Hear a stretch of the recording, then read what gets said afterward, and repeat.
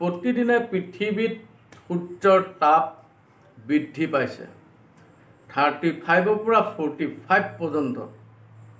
এতিয়া চলি আছে আমাৰ ভাৰতবৰ্ষত সূৰ্যৰ তাপ, গৰমৰ তাপৰ উষ্ণতা।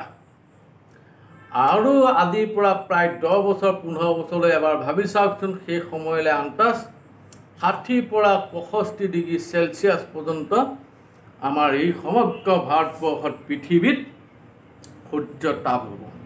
তেতিয়া কি কৰিব? তেতিয়া আমাৰ অৱস্থাটো কেনেকুৱা হ'ব? এতিয়াই বৰ্তমানত সিদিনাৰ কথা কৈছোঁ, 41 ডিগ্ৰী চেলচিয়াছ 45 ডিগ্ৰী চেলচিয়াছ চলি থকা সময়তে 14 জনে মৃত্যুবৰণ কৰিলে গৰমত। আৰু আমাৰ অৱস্থাটো কি হৈছিল সেই সময়ত? এই ফাৰ্মত থকা ব্ৰইলাৰ মুৰ্গীটোৰ নিচিনাকৈ মুখ মেলি গছৰ ছাঁত জিৰণি লৈ থকা অৱস্থা হোৱা নাছিলনে বাৰু? আৰু যদি 10-15 বছৰ পাছত 60-65 ডিগ্ৰী চেলচিয়াছ হয়, তেতিয়া আমাৰ অৱস্থাটো কেনেকুৱা হ'ব? সেই হোটেলত বনোৱা তন্দুৰী ৰুটি খিলাৰ নিচিনা হ'ব। যেনেকৈ সেকি পেলাই বনায়, তেনেকুৱা এটা অৱস্থা আমাৰ হ'ব, তন্দুৰী ৰুটিৰ নিচিনা। আমি যেন সূৰ্যৰ তাপত শুকাই কৰকৰীয়া মাৰিম, হয়নে বাৰু? আমাৰ এই বডিটো সূৰ্যৰ তাপত শুকাই কৰকৰীয়া মাৰিব, এখিলা তন্দুৰী ৰুটিৰ নিচিনাকৈ, হয় নহয়? গতিকে ইয়াৰ দোষ আচলতে আমাৰেই। এই গৰম যে উষ্ণতা যে বৃদ্ধি হৈছে, সেই ভুলবিলাক আমি প্ৰত্যেকজনে কৰিছোঁ। এটা সময়ত আমি স্কুলত পঢ়িছিলোঁ যে মানুহে গছ ৰুব লাগে, গছ কাটিব নালাগে। আৰু ডাঙৰ হৈ আমিবিলাকে কি কৰিছোঁ? গছ ৰোৱাটো বাদেই কৰিছোঁ, গছ কটা আৰম্ভ কৰি দিছোঁ। বা আমাৰ পিছৰ জন্মই সেইটো কামেই কৰিছে যে গছ ৰুব লাগে, এই কামটো কৰা নাই, গছ কটা আৰম্ভ কৰিছে। বা অকল আমিয়ে নহয়, সেই বিভিন্ন ধৰণৰ ডাঙৰ ডাঙৰ মানুহবিলাক যে মন্ত্ৰী MLA চব আছে, তেওঁলোকেও সেইটো ভুলেই কৰিছে। কেনেকৈ কৰিছে? ডাঙৰ ডাঙৰ ফেক্টৰী কোম্পানীবিলাক আনি পেলাই লগাই দিছেহি ইয়াতে বনোৱা। এইখিনি খালী জেগা পৰি আছে, গছ গছনি আছে, কাটি দিছে আৰু সেইটো তাতে ফেক্টৰী বা কিবা কোম্পানী আনি তাতে বনাইছে। কিন্তু তাত থকা গছ কিমান কাটি পেলালে? সেই গছখিনি জানো ৰুইছে? নাই ৰোৱা। আৰু আজি সেই গছবিলাক নোৰোৱাৰ কাৰণে, গছ নথকাৰ কাৰণে আমাৰ পৃথিৱীত তাপমাত্ৰা বাঢ়িছে, গৰমৰ তাপটো সেইকাৰণেই বাঢ়ি গৈছে। আৰু এইবিলাক ভুল অকল আমাৰ নহয়, প্ৰত্যেকজনেই কৰিছে। সেই মন্ত্ৰী ডাঙৰীয়াসকলেও কৰিছে, ডাঙৰ ডাঙৰ বিল্ডাৰসকলে কৰিছে, গছ গছনি কাটি ডাঙৰ ডাঙৰ বিল্ডিং সাজিছে, ফেক্টৰী বনাইছে, সেইবিলাকৰ কাৰণেও হৈছে। আমি সেই তেতিয়া স্কুলত পঢ়া সেই কথাখিনি যদি আজিও আমি অৱলম্বন কৰিলোঁ হয়, তেনেহ'লে হয়তো আজি আমি 35 বা 45 ডিগ্ৰী চেলচিয়াছত আমি থাকিব নালাগিলে হয়, তাতকৈ আমি কম পালোঁ হয়, নাই বাৰু তাপটো কম পালোঁ হয়।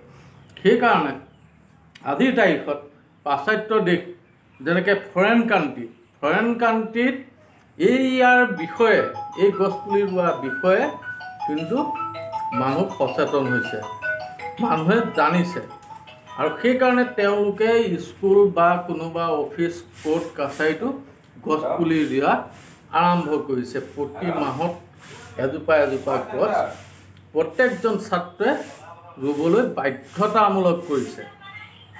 গতিকে ময়ো সেইটোৱে ভাবোঁ, তেওঁলোকে যি ধৰণে গছপুলি ৰুই সেউজীয়া কৰিব বিচাৰিছে বা সূৰ্যৰ তাপৰ পৰা বাচিবলৈ শিকিছে, ঠিক আমিও সেইখিনি কাম কৰিব লাগে। আমাৰ যে বিশ্ব পৰিৱেশ দিৱস আহিলে দুডালমান গছ নি পেলাই ক'ৰবাত গোচ মাৰি বিশ্ব পৰিৱেশ দিৱস পাতিছোঁ বুলি ফেচবুকত পষ্ট দি লাইক আৰু কমেণ্ট লোৱা বুদ্ধিটো লগাওঁ, সেইটো নকৰি আমি যদি প্ৰতি মাহে প্ৰতিখন স্কুলত প্ৰতিজন হেডমাষ্টাৰ, প্ৰিন্সিপালে যদি প্ৰত্যেকজন ছাত্ৰ ছাত্ৰীক একোজোপাকৈ গছপুলি ৰুবলৈ দিয়ে প্ৰতি মাহে, সদায় বুলি কোৱা নাই বা প্ৰতি সপ্তাহ বুলি কোৱা নাই, তেনেহ'লে হয়তো আমাৰ 10 বছৰৰ ভিতৰত এখন সেউজীয়া অসম গঢ় লৈ উঠিব আৰু অসমত তাপমাত্ৰা কমি যাব, একেবাৰে কমি যাব তাপমাত্ৰা। এতিয়া কি মেঘালয়, বোমডিলা এইবিলাকততো আমাৰ নিচিনাকৈ 45 ডিগ্ৰী বা 41 ডিগ্ৰী চেলচিয়াছততো থাকিবলগীয়া হোৱা নাই, হয়নে বাৰু? অঞ্চলবিলাক গছ গছনিয়ে ভৰপূৰ। সেইকাৰণে আমাৰ অসমখন, ভাৰতখনৰ সেই গছ গছনিবিলাক লগাব লাগে। অফিচ, যিকোনো অফিচ, অকল স্কুল বুলিয়ে মই ক'বলৈ যোৱা নাই, যিকোনো অফিচত এনেকুৱা এটা ৰুলছ বনাই লওক যাতে প্ৰতি মাহে প্ৰত্যেকজন অফিচৰ কৰ্মচাৰীয়ে হওক আন কোনোবাই হওক প্ৰত্যেকজনে বা স্কুলৰ হ'লে ছাত্ৰ ছাত্ৰীসকলেই হওক অফিচৰ হ'লে সকলো অফিচাৰে কৰ্মচাৰীয়ে যাতে একোজোপাকৈ প্ৰতি মাহে গছপুলি ৰুৱে। নিজৰ ঘৰত ৰুৱক, বাটত ৰুৱক, য'ত ৰুৱক, কিন্তু গছপুলিটো কিন্তু চাব লাগিব, গড়াল মাৰি দিব লাগিব, তাক সময়মতে পানী দিব লাগিব, ডাঙৰ নোহোৱালৈকে সেই দায়িত্বটো সেই কৰ্তব্যটো পালন কৰিব লাগিব। তেতিয়া আমাৰ এখন সেউজীয়া অসম হোৱাত সহায় হ'ব, গঢ় লৈ উঠিব, সোনকালে গঢ় লৈ উঠিব, হয়নে বাৰু? মই সেইকাৰণে কিছুমান ভিডিঅ'ত মই ঘপককৈ মুখৰ পৰা ওলাই যায় আৰু কৈও আহিছোঁ কিছুমান ভিডিঅ'ত যে তোমালোকে যদি কিবা এটা উৎসৱ পাতিছা, দুখৰ উৎসৱ হওক সুখৰ হওক কোনো কথা নাই, যদি তোমাৰ ঘৰত মানুহ মৰিছে দহা কাজ পাতিছা, তেনেহ'লে দহা কাজৰ আগদিনা তুমি প্ৰথম গছপুলি এজোপা ৰোৱা সেই মৃতকজনৰ নামত, যোনজন মৃত্যু হৈছে তেওঁৰ নামত। তোমাৰ যদি ঘৰত বাৰ্থডে পাতিছা সেইদিনা ৰোৱা বাৰ্থডে কেকটো কটাৰ আগত গছপুলি এটা। তোমাৰ ঘৰত যদি অন্নপ্ৰসন পাতিছা কাম আৰম্ভ হোৱাৰ আগত গছপুলি এটা ৰুই লোৱা। তেনেকৈ যদি প্ৰত্যেকজন অসমবাসীয়ে কৰে, প্ৰত্যেকজন যদি ভাৰতবাসীয়ে কৰে, তেনেহ'লে আমাৰ এই ভাৰতত সূৰ্যৰ তাপ অট'মেটিকলি কমি যাব। ইয়াকে কৈ মোৰ ভিডিঅ'টো সামৰণি মাৰিছোঁ। হয়তো কোনোবাই ক'ব পাৰে বেছি উস্তাদি কৰি এই ভিডিঅ'টো বনাইছোঁ বুলি। আচলতে কথাখিনি প্ৰথম ভাবি চাব যে কথাখিনি কিমান শুদ্ধতা আছে, তাৰ পাছত কমেণ্ট এটা লিখিব ধুনীয়াকৈ দেই। বাৰু আজিলৈ ইয়াতে ৰাখিলোঁ। জয় আই অসম।